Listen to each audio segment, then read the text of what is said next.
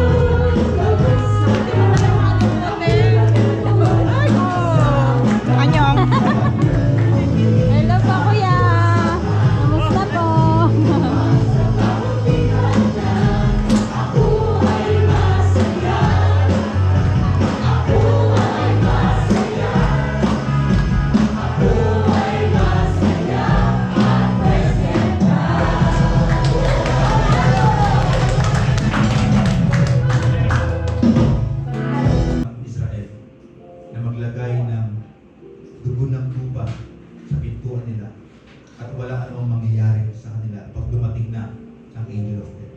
Lord, the same ang pangako, Panginoon, sa mga oras mo. At hindi dugo ng tupa, Lord God, ang aming ipinahid, kundi dugo mismo ang nanggaling sa iyong banal na katawan.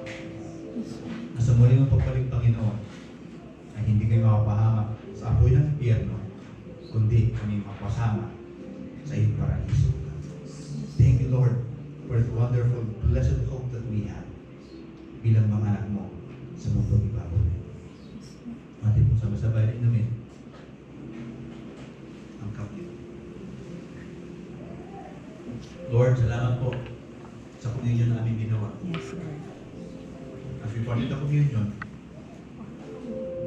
Panginoon, patuloy po na ako, Lord God, maghimala kayo Yes. sa buhay po ng bawat isa. Show yourself, Lord God, to whichever of us. Kung gaano po kayo kabuti, gaano po kayo, Lord God, pagmahal at handang tumulong sa mga nangangailangan. Thank you and we honor you. In Jesus' name. Amen. Amen and amen. Sige po, ating palapanan ng Diyos na buhay. Hallelujah. Praise the Lord. Amen.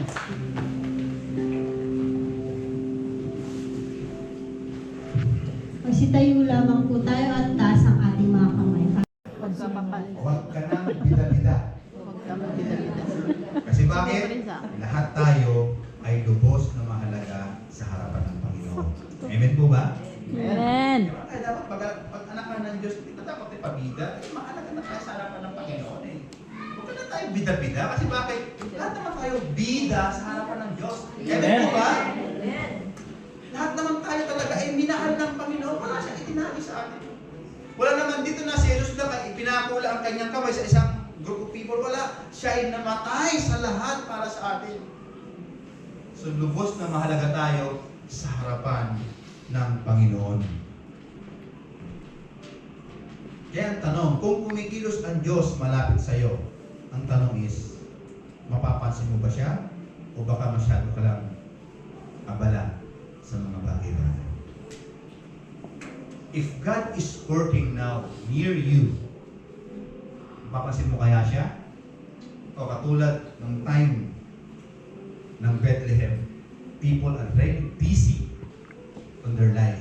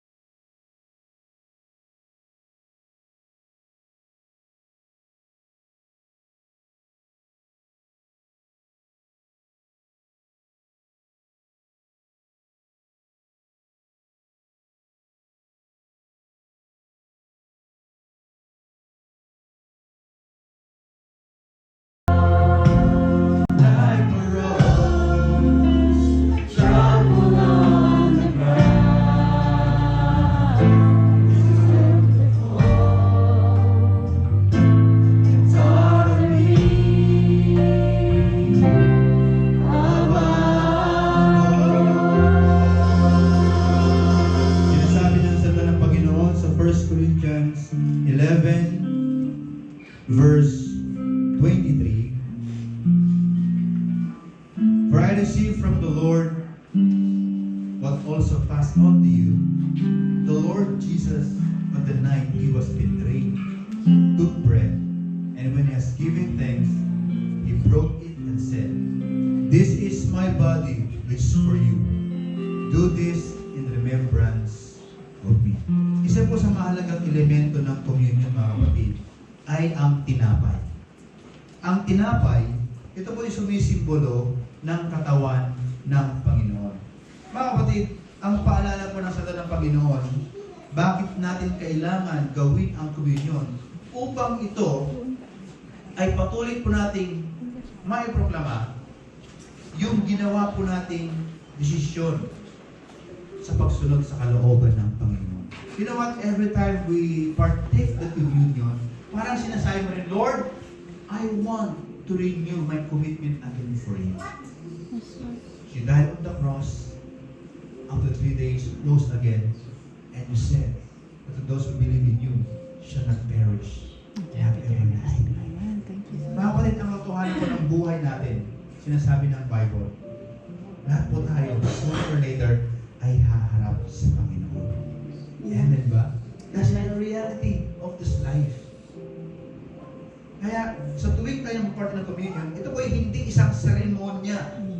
Kung hindi, isa lang dapat na pagpapakita natin na mahalaga ang ating pananampalataya at pagsunod sa Panginoon.